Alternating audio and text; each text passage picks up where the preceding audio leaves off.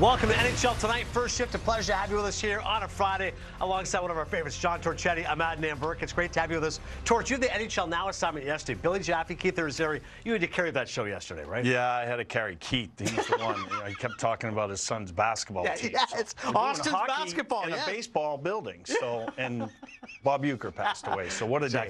Mr. Baseball, love Bob Uecker, Mr. Belvedere, Major League, so good. We're going to get into plenty of great hockey talk, including Tom Gallitti, who covers the Washington Capitals. I can't wait to hear Torch's thoughts on Detroit's power play and coaching Patrick Kane. But you know I love the movies. And you got a little movie review for me, I understand. Well, it was Clash of the Titans from last night. Oh, yes, exactly. Right in the Kane.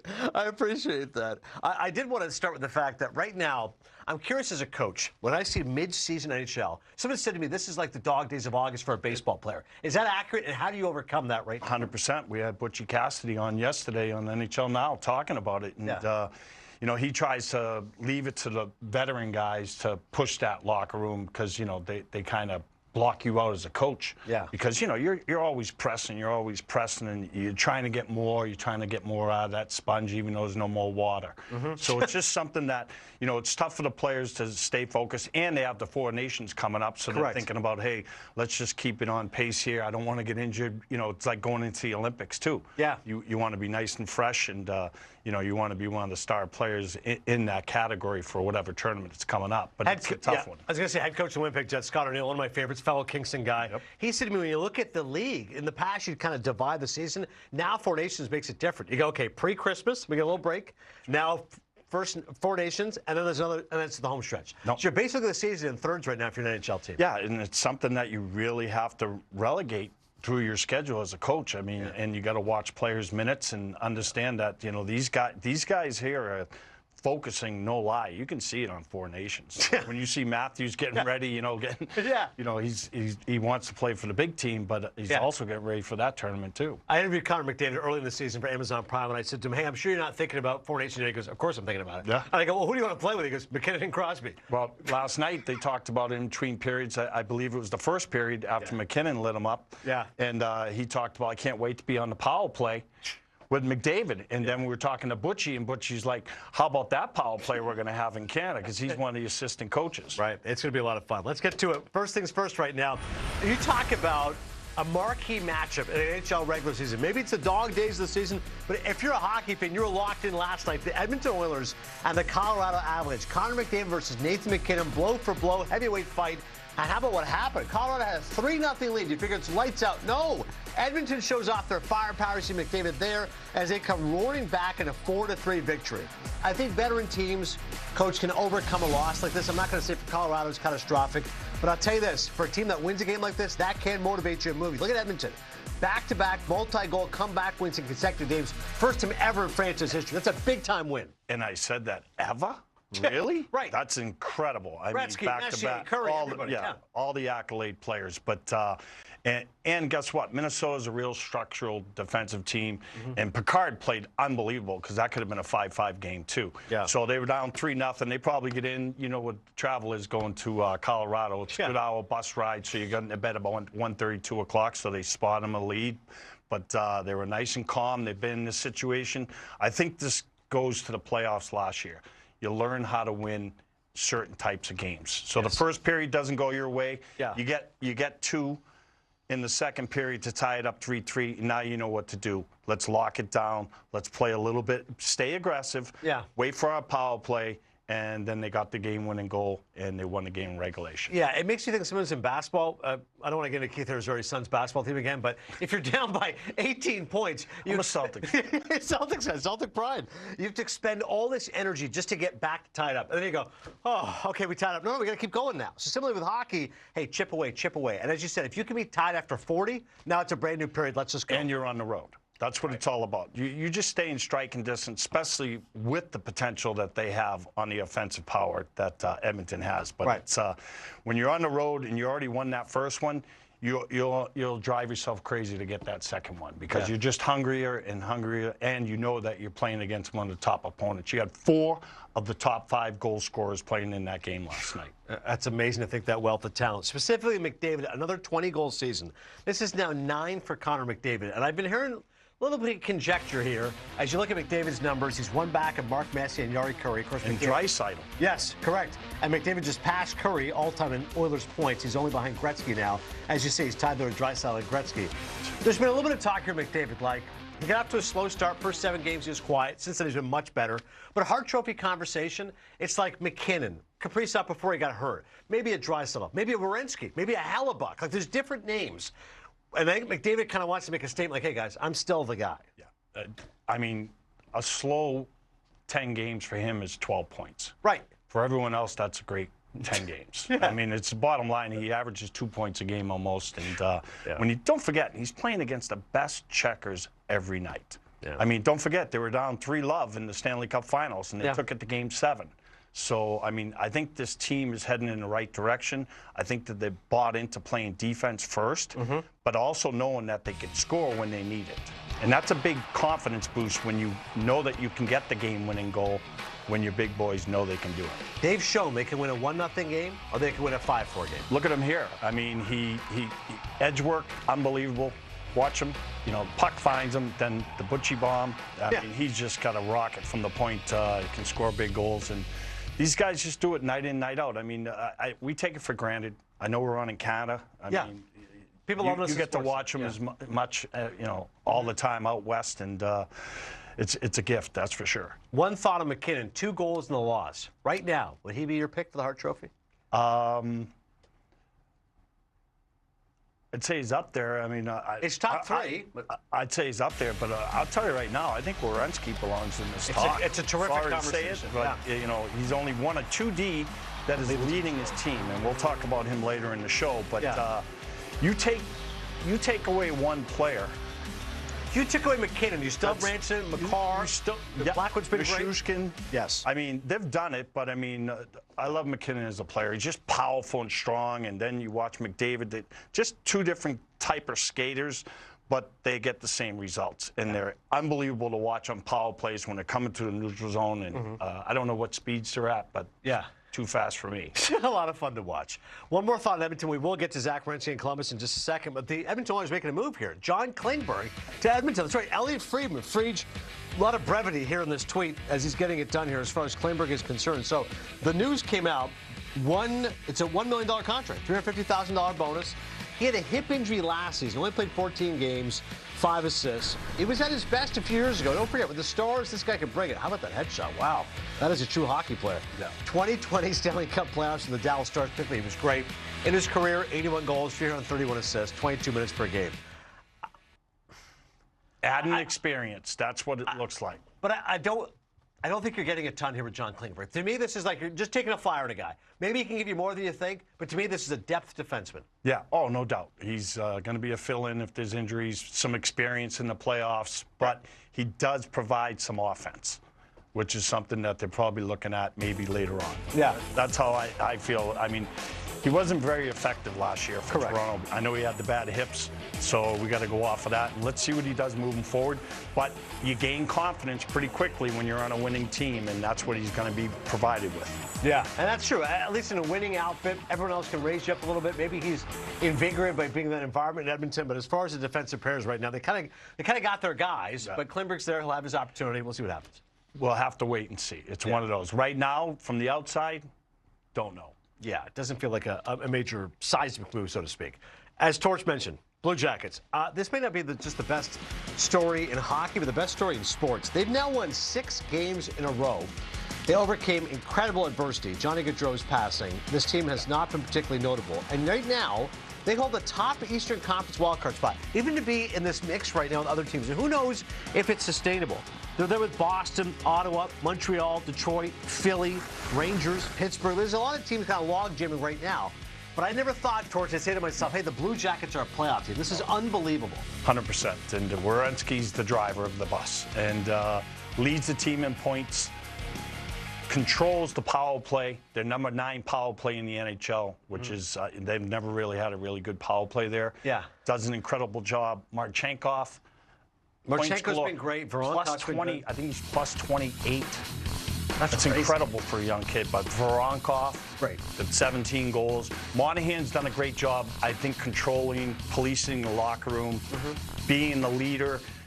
getting them to play a 60-minute game the right way. Because they have younger guys, Sillinger, Johnson, who are learning the game to play a full 60 minutes. But then you have your depth players, Van Riemsdyk, Olivier. They're on pace for 15 goals. Last night, Van Riemsdyk had 2 goals, and Johnson had 1, and the depth scoring, it was the difference in them winning that game. Yeah, and it's interesting right now. Normally, if you said to me, there's a team that's surprising, I think, oh, let me guess, they're defensively responsible, 2-1 tight check. No, they're 5th in the league in goals per game. Like, this team can actually score, and it's exciting right now in Columbus. And Elvis is starting to sell out the building. So He's making some big saves. Yeah, Elvis has not left the building. The last 13 games, 10-2-1. And again, you're scoring almost 4 goals per game. You're allowing almost 3. Power play's been unbelievable. Penalty kill still needs some work. I'm glad you mentioned Merzlikins. So here's my concern of the Blue Jackets. 121 for special teams. That's incredible. That's a good number. Anything over 110, you're doing really well. That's a good point. Spoken like a coach. Here's my concern with their goaltending. Merzlikins, I find, is either A or he's an F. Right. Like, there's no B game. Either he's unbelievable or he's awful. And Tarasov's 0-5-1 last 6 games. So we need the good Elvis rather than the bad Elvis. Right. But also you have fluctuation of young players. Right. So they can go from A to D, or they can play C, B, A. Yeah. But it's part of the equation. I mean, you got some veteran D there, Werenski, Provorov, Severson. I mean, they're doing a good job and just getting comfortable. I mean, they're not used to winning. Yeah. I think Dean Evison and the coaching staff has done a great job with them in making it fun. They're having a lot of fun. So moving forward, for them to stay in that wild card spot, they got to win on the road. Take a look at their road record. It has to improve. Yeah, they quite frankly stink going from 6-12-3. You said that. Yeah, fair enough. You can have a sparkling home record, 16-5-3, whatever that is, 700 winning percentage. But on the road, look at the goal disparity stands at 1.5 goals less. Well, special teams, 88. There you go. It's almost 30-point differential. So it's a mindset. I mean, a lot of teams go through it, and now you just got to figure out a way to be 500 on the road the rest of the 20 games that you have and stay the pace you're doing at home. Yeah, if you're elite at home and then you're okay on the road, you can deal with that. Exactly. Right now, Norris pick, Werenski wins. I got Makar and Hughes as my top 3. 100%. Can you make a case for Werenski for the Hart? You mentioned it. Yeah, I can. I mean, I just think that you take him away from that team, I think you take away their offensive, from the D zone exits all the way to the offensive zone setups. I mean, he's just wanders around. You know how you say 4 up, he's 5 up. Doesn't matter. He's not the 4 up guy, he's the 5 up guy. Yeah. And he drives their offense with his skill, his footwork at the blue line, and just not being afraid to be in the offensive zone. You can see him on the half wall sometimes where he should be at the D spot. That's a good point. And that's what it's all about. And I think that comes with the coaching. Everson's basically said, hey, you're a roamer. Go ahead and play. And forwards, be aware who you're out there with. Yeah, leads the D right now in goals and points. Only he and Quinn Hughes actually lead the entire team in scoring. They're the only 2 D. But I'm just saying, you take away that player, what is left? And I'm not saying, the team's playing very well, but he drives their offense. In terms of value to an offense, you're right, Werenski can make that case. Montreal Canadiens, by the way, they beat the Dallas Stars 3-1 last night, and this is a Montreal team right now who's making some noise. And it's interesting, when it comes to the Habs, again, 48 points right now. They're 1 point back of the Boston Bruins for that second wild card spot. Boston has fallen a little bit. We'll talk more about them a little later on. Ottawa, even though that lead us Allmark, they've had some good goaltending. But the Habs are right in this thing, and they haven't made the playoffs the last 3 straight seasons. How about Martin St. Louis? One of my favorites. Who doesn't love Marty St. Louis? Fired up afterwards and showing his emotion. I talked to Marty earlier this year, and I said, "You still loving coaching?" He said, "Yeah." He goes, "I never thought I'd be doing it." And I said, "What's the greatest challenge?" He goes, "Quite honestly, speaking English and French all day." He goes, "Yeah, having to talk to media 3 times a day in 2 languages does wear me out." But he's a great dude. He's a great coach, and you can see that this team feeds off his energy and excitement. Year 3 right now in Montreal. They haven't made the playoffs in 3 straight years. This year they might get it done. I had the luxury of coaching Marty, too, in Tampa Bay. Yes. As a rookie, came over. So I think what he's done with this team has been an incredible job. I think building the confidence, but also this past year, holding them, discipline, accountability, and consequence. I think he's done a better job at that this year, especially the last month. You've seen a few unhappy players because they got sat out or missed some shifts. That's part of the team concept. You work for the logo. That's the bottom line. The name in the back, is later on for scoring in that. You do the job for the logo, this pot will come. So it's something that I think he's driven into the team. He's gotten some great goaltending now. Dobish has been unbelievable. Yeah. You got to love it. And guess what? They didn't send him back down. They put him back in the next night after he played well, got his first win. And, you know, it's very hard to play back-to-back in the NHL too. But it's something I think he's taught the goal scorers, because that's what he did. He started out in the fourth line with us in Tampa Bay. Had to work his way up to third line, second line, and guess what? Turnover, back to the fourth line, Marty. Yeah. Learn your game. Play the game the right way. Manage your game. And I think he's brought that to the coaching table and brought it to, like, Caulfield. He's unbelievable. His offensive instincts, you see him on that play there on that goal. He's just slicing and dicing like a Ginsu knife through the ice. Does he remind you at all of Marty? People make the comparison because he's a smaller player. Sure he does. Yeah. And one thing about him, I feel he's done a better job on his wall work. That's when you play better defensively, Adnan, in your own zone, you have the puck more offensively. So when you have possession of the puck, you're a confident hockey player. Yeah, certainly Caulfield's been a great story for Montreal. Kept that offense going. Line in particular the power play. I know he's been banged up. How about but he's the change that made it. He came right in, and they built confidence off that power play. I mean, I've never seen him light it up like that in the power play. No. I mean, I think he had 7 power play goals in 10 games, which is incredible. That builds confidence because now you're getting a goal a night on your power play, and then you just need to get 2.5 on your offensive 5-on-5 concepts. And with a nod to the Bob Dylan film, A Complete Unknown, that's been Jakub Dubish here. One thought here, most times you need 2 goalies, right? Montembeault must be the number 3 goalie 100%. for Canada. So it's not like he's a forgotten man. That's right. But if Dubish is in there now, you can really play these guys back to back. These numbers are sparkling. That's absurd. Yeah. 963, I mean, keep it going. I mean, that's why they're the hottest team in the league the last month. And that's where they're at, and they're climbing. And, you know, a goalie can hide a lot of things. But it's one thing it does is drives the confidence in the team because he knows he's going to make the big save. If they give up a 2-on-1 when they're cheating on the other side and he makes the save, then the players know, hey, you know what? I can cheat a little bit, but I got to work back to get harder. That's a good point. He's got us covered, so to speak, right now with Dubish. Could be the next great Montreal goalie. Who knows? That's right. As far as the schedule is concerned here on Friday, just a couple of games. Penguins and the Sabres taking place at KeyBank Center. Buffalo, obviously, it's been a miserable season for the Sabres. They're dead last right now in the Eastern Conference with 39 points. As far as Pittsburgh is concerned, 44 points, as they're currently 5 points in the playoff spot. Tristan Jarry no longer a member of that future team. Golden Knights and the Hurricanes. Carolina right now 3rd in the Metropolitan at 55 points. And as far as the Vegas Golden Knights are concerned, they're number 1 in the Pacific. 61 points are tied with the Edmonton Oilers. The nod to Nightmare on Elm Street, it's Freddie. Welcome back, Freddie. The Canes have activated goaltender Freddie Anderson from the injured reserve and assigned goaltender Dustin Tokarski to the Chicago Wolves. How critical is Freddie Anderson to the Carolina Hurricanes, especially come playoff time? That's why they call him the Great Dane. They really need him. I really do think you think they he's need critical? him. Yeah, well, they've had so much fluctuation in their goaltending there. Think about Kochetkov, Tokarski. Yeah. It just never ends, and you got to solidify that. He's got a great record in the playoffs for them. He's done a fantastic job. You can count on him. You see it right here. He's 38-30 with a 9-14. That's pretty impressive. And they're going to need that. And also, they're going to need him. He only played 4 games this year. Yeah. So he's got to play a bunch of games coming up, and he's got to be a big factor, and he's got to help them on their road woes. I mean, they've been pretty average on the road, and you don't usually see that from a Carolina Hurricane team.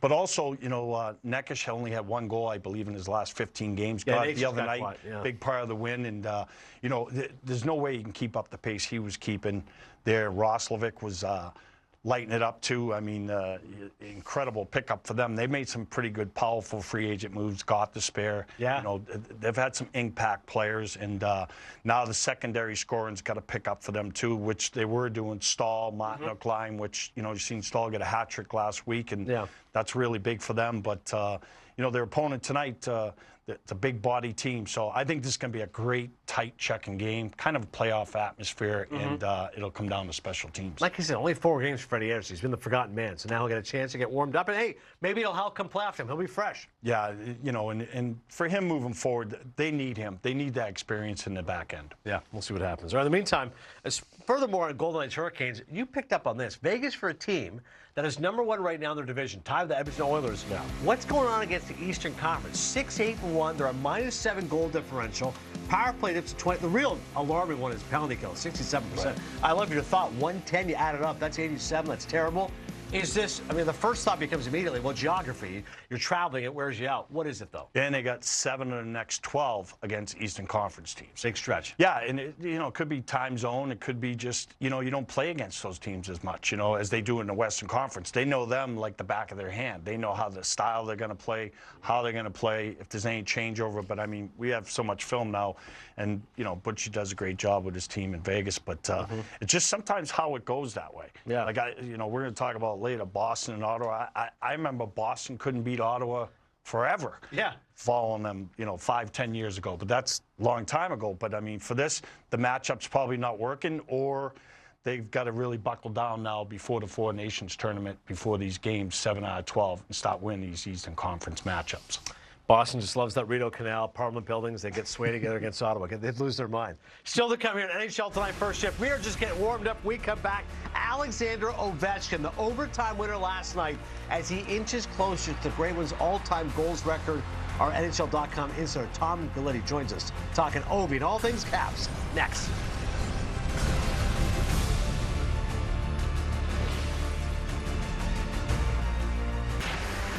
Levy, Marilainen peeks to his right. Senators get control of the draw. Sanderson streaking in 3-on-1. Sanderson not able to get that pass through Sandin. Rasmus with some get up and go. What a fantastic defensive play by Rasmus. 2-on-1 with Ovechkin. Ovechkin fires. He scores! Alex Ovechkin, an overtime hero in Ottawa. Alexander Ovechkin considering the march towards history. Now he has the most overtime goals in NHL history. He scored that OT goal Thursday against the Ottawa Senators. He's 5 up on the player who he's often compared, Sidney Crosby. And he got Brad Marchand, Jaromir Jagr, and John Tavares, the top 5 right now. Pleasure to bring in Tom Gulitti, covering the Washington Capitals, doing a great job with the NHL. Tom, let's talk Ovechkin first and focus on last night before we get to Gretzky in the pursuit of the record. How does a guy suffer this kind of an injury and come back and not miss a beat? Well, I do think he's had a little bit of a rough stretch recently. Actually, he came back and scored 4 in the first 5. You're like, wow, he's like superhuman. This guy, he just comes back, misses 16 games and plays as well as he did and scoring goals. But then I think you see sometimes with a lot of players when they've had long layoffs that the adrenaline wears off and they kind of have to work through it. And I thought as that game last night went on, he got better. He hasn't had his best games recently, but I thought he got better as that game went on. And then he doesn't really need many chances. And you saw in the overtime, that he made that shot, that, elite shot on a rolling puck. I don't know how many other guys with that, in that situation could make that shot. And that's why he is who he is. Yeah, Tom, how about the moves this summer, the offseason the executives made looking at defense with Chychrun? Did they expect Chychrun and Dubois to come in and just have a high-profile season that they're having right now? I think that's what they were hoping, right? So, they needed, we'll start with Chychrun, they needed, they were, I think, last in the league as far as scoring goals from defensemen last year with 20, and they needed to add to that part. They had tried to get Jacob before, the year and a half before, whatever it was, when he was traded, before he was traded to Ottawa, weren't able to get that deal done then, so they were happy to get him last year, and he's really added to that, like you show in the stats there, like how well they've done as far as production from their offense, and just adding another guy there, in addition to John Carlson and Rasmus Sandin has elevated his play this year as well. So they're getting more production from that back end, and that's another reason why they're winning more games, is because they just added another element to their offense. It was so hard for them to score goals last year, and now this year they've maybe tailed off a little bit late recently, but they're among the league leaders as far as offensive teams. I think I was going to say, I've got socks older than Coach Carberry. How has he become a guy who right now is in the mix to win the Jack Adams? Well, I mean, they did a really good job last year too. If you look at the team that they had, and they somehow got them into the playoffs, kind of playing with a really strong defensive game, and their goaltending from Charlie Lindgren, and just finding enough goals to win games. And this year, with the added talent, like we mentioned with Chychrun and Dubois, and some of the other players that they added, and Logan Thompson, and on defense, they've really net. They've really they pushed the pace this year, and they're actually we see them leading the league in point percentage among the league leaders, and I think they're tied for the league lead in points. He's done an excellent job bringing the most out. You know, they brought in 7 new guys this summer, and usually when you bring that many guys in, it's hard to kind of mesh everyone in quickly. It takes some time, and they started really well, you know, right from the start. So it's a credit to him and the coaching staff there, but also the players to kind of make everyone kind of fit in quickly and feel welcome and create chemistry right away. Yeah, I like their recent call-up, Frank. He's really shown some team speed, pushing the pace. He's been involved, and he's putting points up right away. So he's done a great job since his call-up.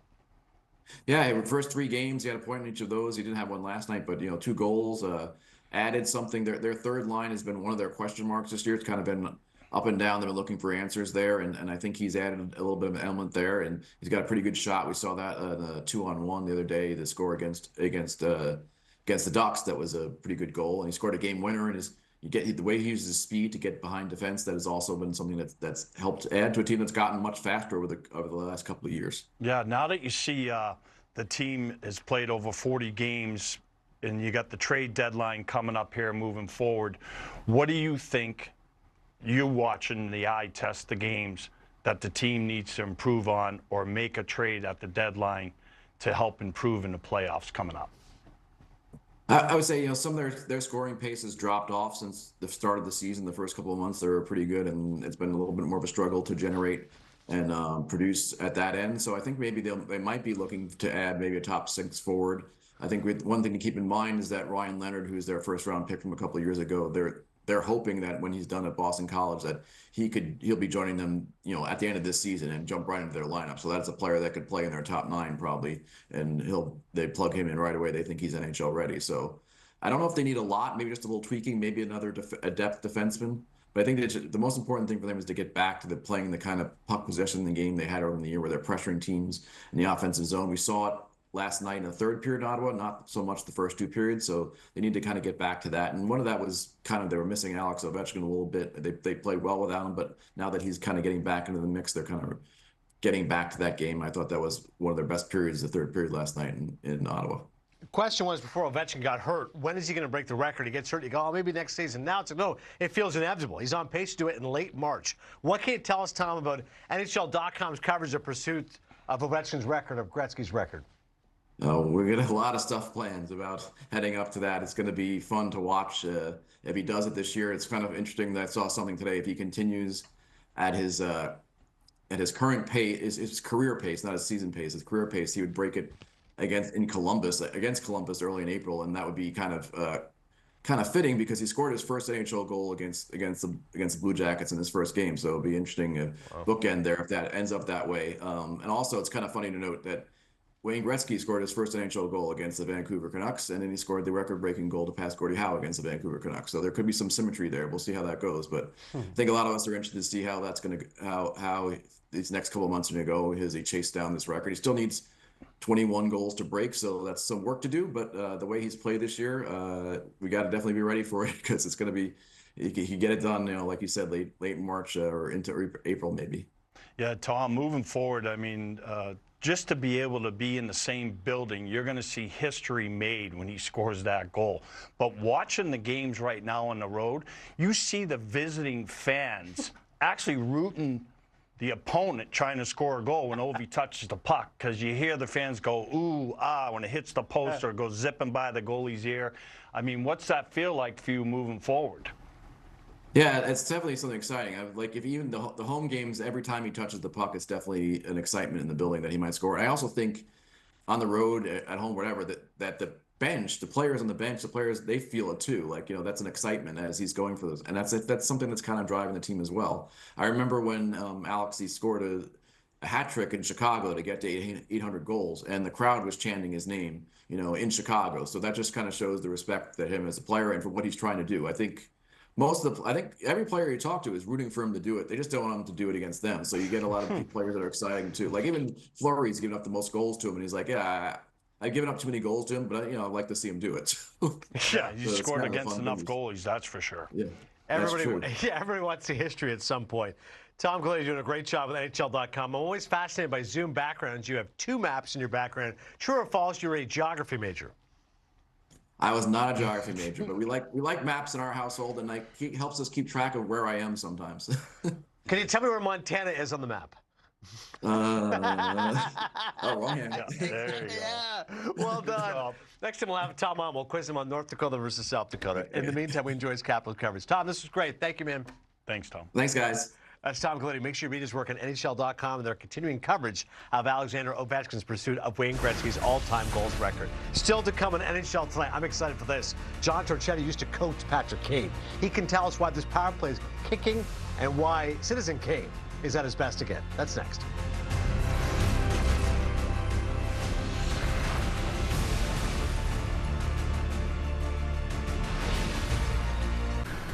We continue here at NHL Tonight. First shift, Adnan Burke and John Torchetti. When you look at the power play of the Detroit Red Wings, it is unmistakable the impact that Todd McLellan has had as the head coach. Formerly the bench boss of the San Jose Sharks, you look for a coach's impact, you can look at special teams. And the power play, 50%.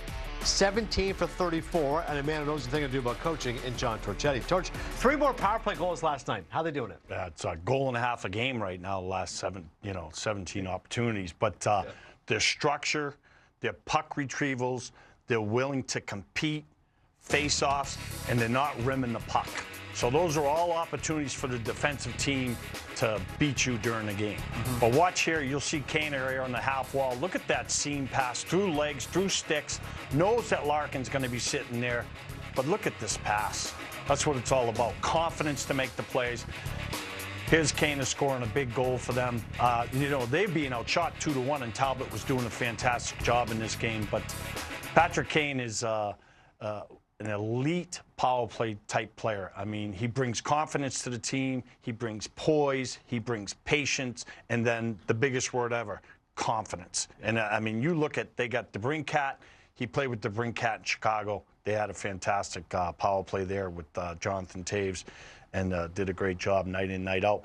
But now you add Raymond, Larkin, and Seider at the point. I think he's really grown into that role. He's not worrying about shooting the puck. Sometimes a young player has to always push it over. Like when Kane played with Duncan Keith, Duncan Keith felt like he had to move the puck to Kane because he get a point. Yeah. But no, you got to rotate the puck, move it around, create the seams, and then, if you're a half-wall power play, he's going to make the right decision and put them in the right place to score goals. But everybody, it's all spread out right now. They're all scoring, and they're very confident, and that's why they're 8-2 in the last 10. The good point about the spacing, when you're all spread out like that, when I watch a power play and guys get bunched together, I go, this is not working well. But I just think to myself, power play, I go, okay, I need a booming shot, somebody with a howitzer. I need somebody who's got net presence who can screen the goalie. I need somebody at the face-off dot. Feels like Detroit's got those. But you got to get that puck possession, meaning the face-offs, you got to be, Larkin's one of the top face-off guys in the league, but also then the puck retrievals off the shots. So once you get your puck retrievals, the team can't get into their structure because you're going to move it quick. Don't dust. That's what we always talk about. Let the puck do all the work, and then you score goals, and that's been one of the big reasons why they've been doing so well. And they're having fun doing it. You can see it. Like, that was the whole game for them last night, and they frustrated Florida with it. It's my rule. My personal credo in my home, just don't dust. I just leave let the dust accumulate. It's my power play time. Patrick Kane, you mentioned Torch. Again, you've coached him, you see him. This is a guy right now, 29 points, 39 games. He's got 11 goals, 18 assists. Even a veteran in his career, won 3 Stanley Cups, still able to be at an elite level. Why is that? Well, just high compete level. Probably one of the most competitive players I've ever coached in my career. Wow. And, see this tape here in the power play? Watch how they've got it on the yellow. So now you're chasing the puck. See how you're easy to pressure a team with the puck on the yellow because they know it's on the yellow. But watch Kaner here. Turns his back, settles it down, nice and poised, keeps it patient. Watch. Bank pass. Now the puck's going to rotate. He goes to the middle of the ice here. Watch how he comes to the middle. Now they make a triangle, slides off. Larkin comes down, gets the pass. That's moving without the puck. Tough to cover when you don't know where certain players are going to be because the power play is just a triangle. Fill the triangle. Doesn't matter. I mean, a lot of players always say, oh, I got to have a spot. But he has a fantastic shot in the dot line. Yeah. But he created that by stopping the motion of the puck. Right. Nice and patient. Now he gets them to back off. Now you get your setup. And that's what this experience brings. He's got 3 cups. Again, I'll just tell you this right now. Highly competitive in practice. That's what makes him and drives him to be one of the top players in the NHL and be a Hall of Fame. Yeah, one of the all-time great American-born players. Detroit right now, as far as the playoffs are concerned, They're 3 points out of a playoff spot. The eyes are planted. Yet to make the playoffs. It's really competitive right now. Columbus, Boston, Ottawa, Montreal, Detroit, Philly. There's a lot of teams bunched up right now. Ultimately, what has to happen for Detroit to be a playoff team? Because you can't keep this coaching bump go forever. Yeah, and you can't, have 3-point games. So they got to stay on. They got to get another tear here where they can go 8-2 again. But I thought McClellan did a great job after they lost to San Jose. They had won 7 in a row. He could have just said, hey, that's an off night, boys. Let's be ready tomorrow. But they had Florida come. They were going to Florida, and they've got a record coming up here on playing some teams that are high-end Tampa Bay, teams that are playoff teams, and they have to be ready. And I thought that, he lit them up a little bit. Yeah. And I thought that was a great response for him, and I think he got the result that he needed and got them back on track. You don't want to lose 2 games in a row in the NHL. That's one of the great signs of a great hockey team. Yeah, certainly. It's been an amazing story right now, how good Detroit has been, and who knows. Little Caesars Pizza for everybody. Still to come here on NHL Tonight. First shift, we're going to be talking about the Wizard of Oz. That's right, you're going to love this segment. Wicked meets the rest of this NHL season, plus the Boston Bruins' big stretch against the Ottawa Senators. That's next.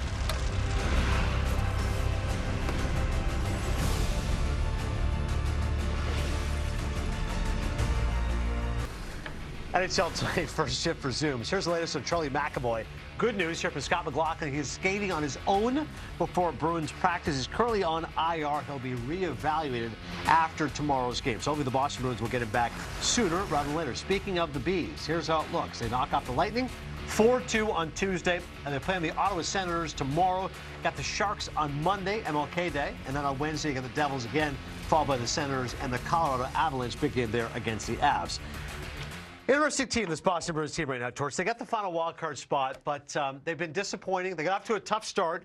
Fire the coach, bring in Sacco, get a bit of a bump. Pasternak, I think, has been better. Martian hasn't been the same guy. McAvoy, etc. Swayman got off to a tough start. 895 save percentage overall, much better Won the recently. last 2 games. Correct. He's been better recently. How do you evaluate this Bruins team? Well, you can tell by power plays. I mean, they've only had 21 power plays in the last 10 games. So they got to get back to working, getting into the gritty areas, the corners, the front of the net, the battle zones to create power play opportunities, because a lot of power plays build momentum at an end for the team 5-on-5, and it kind of filters into their game.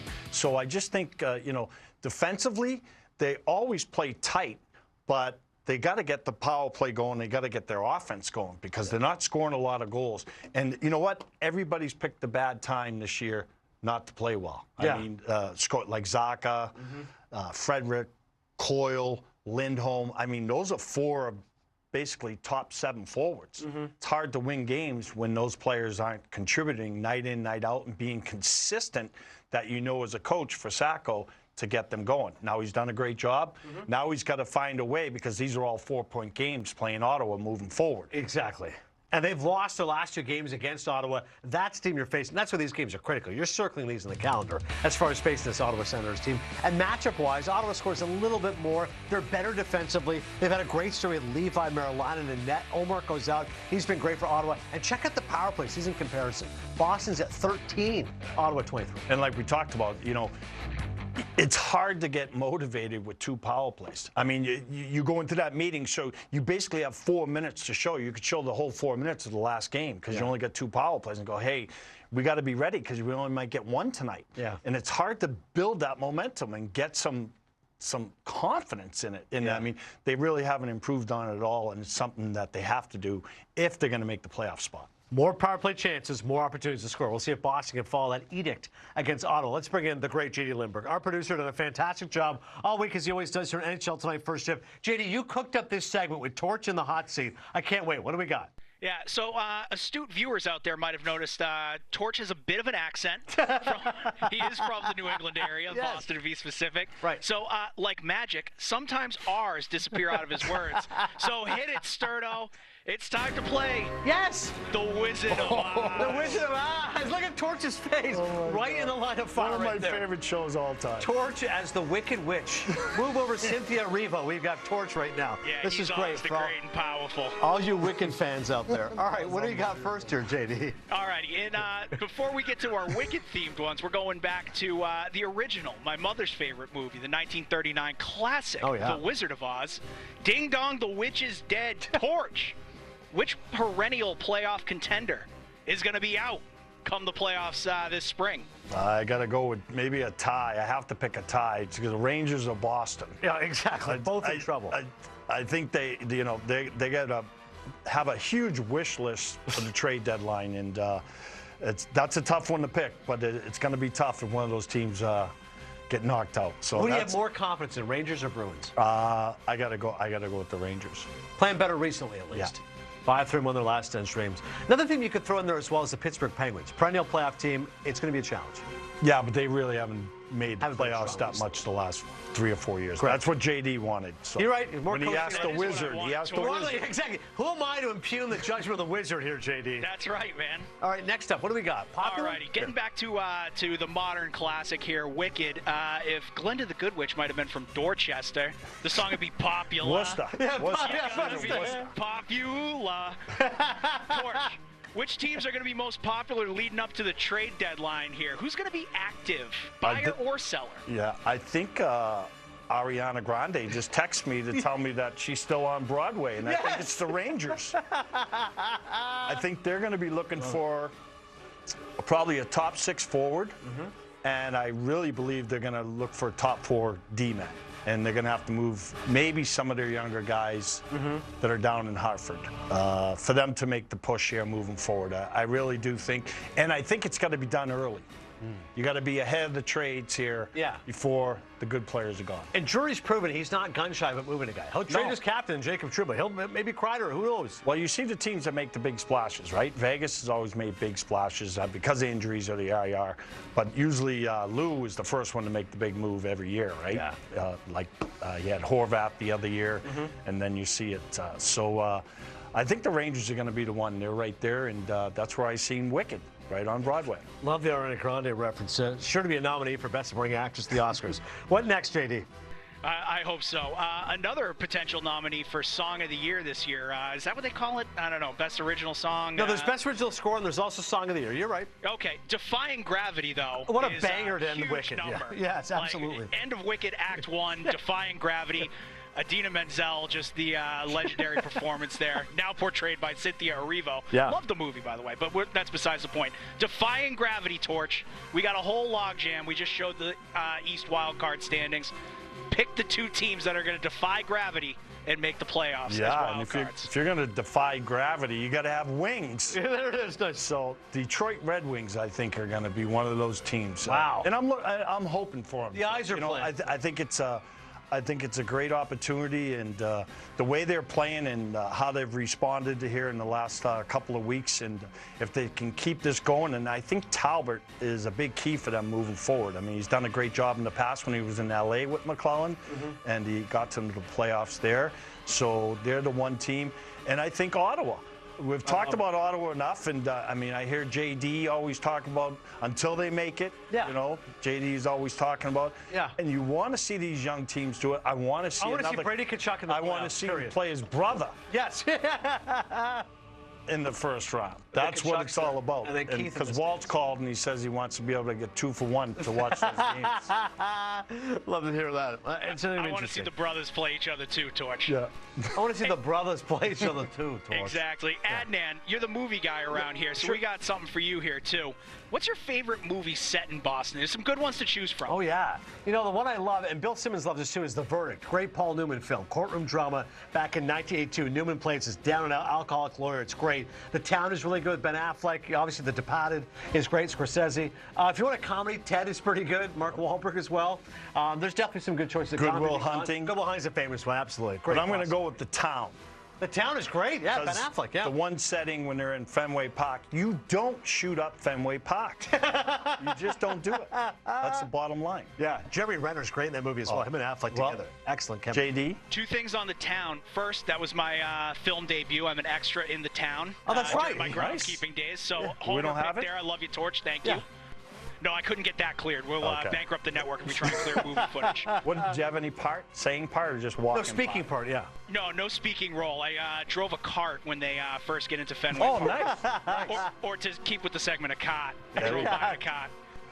But my other thought there, Jeremy Renner, best non-Boston native Boston accent in a movie. He nailed it. Well, I was about to say, that's always a challenge. There's something like Spotlight's a great Boston movie, and Michael Keaton, who I adore, didn't even bother Did a doing the trigger accent. over here. Yeah, Michael Keaton didn't even bother doing the accent. He's like, you know what, I'm not going to do it. It's too dangerous. And then Mark Ruffalo did it a little bit. What's the key to a great Boston accent? Just be yourself. I mean, and I overthink don't even live in Boston full time. I mean, Right. I live in Naples, Florida, but everyone says when I go back home, it comes back harder. So It comes back. I'm not trying. I mean, it's just my family I'm around, so we're always talking and, cutting it up. It's a great accent. I love it, The man. players love it because I think the one year I was in Minnesota, Yeah. Charlie was my interpreter, Charlie Coyle. He's like, you guys have any trouble, just come to me. I'll tell you what he's saying. Think of Montreal. Who speaks French? No, who speaks Torch? That's Who right. speaks Boston? Charlie Coyle could do it. Good stuff. Still to come here in NHL Tonight, first shift. That was the Wizard of Oz. That animation is unbelievable. Like the Torchetti family's going to have that forever. When you think Wicked, you think of him. We're coming back talking rings next.